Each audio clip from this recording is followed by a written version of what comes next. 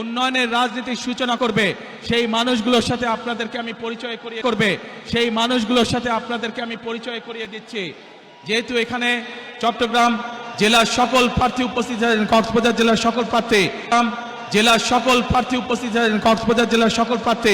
সকল প্রার্থী আমার পাশে দাঁড়িয়েছেন। আপনাদের এলাকার উন্নয়নের দায়িত্ব এই মানুষগুলোর উপরে থাকবে, যাতে আপনাদের এলাকায় উন্নয়ন হচ্ছে কি হচ্ছে না আপনাদের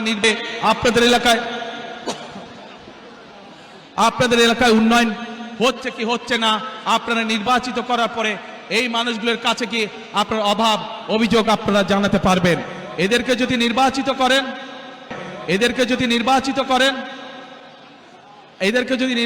করেন আপনারা, তাহলে এরা আপনাদের কাছে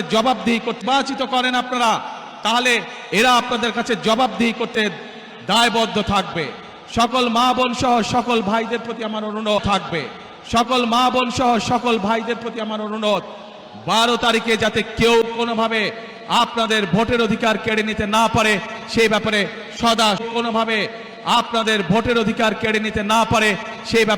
সদা সতর্ক দৃষ্টি রাখবেন, ইনশাল্লাহ সতর্ক থাকবে।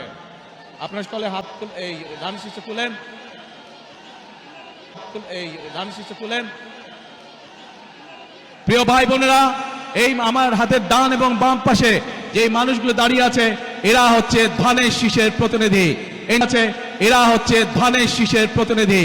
ইনশাআল্লাহ 12 তারিখে এদেরকে জয়যুক্ত করবেন, যাতে আপনার জীবনকে আপনি নিরাপদ করতে পারেন, আপনার এলাকার উন্নয়নকে আপনি নিশ্চিত করতে পারেন। আল্লাহ হাফেজ।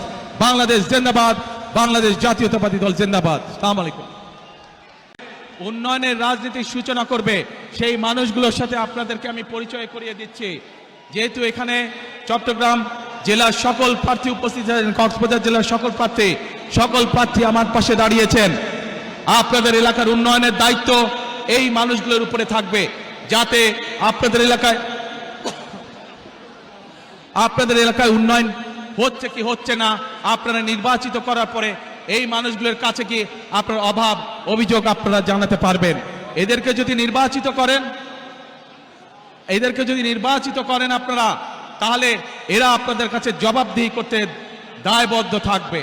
সকল মা বোন সহ সকল ভাইদের প্রতি আমার অনুরোধ 12 তারিখে যাতে কেউ কোনোভাবে আপনাদের ভোটের অধিকার কেড়ে নিতে না পারে সেই ব্যাপারে সদা সতর্ক দৃষ্টি রাখবেন, ইনশাল্লাহ সতর্ক থাকবে।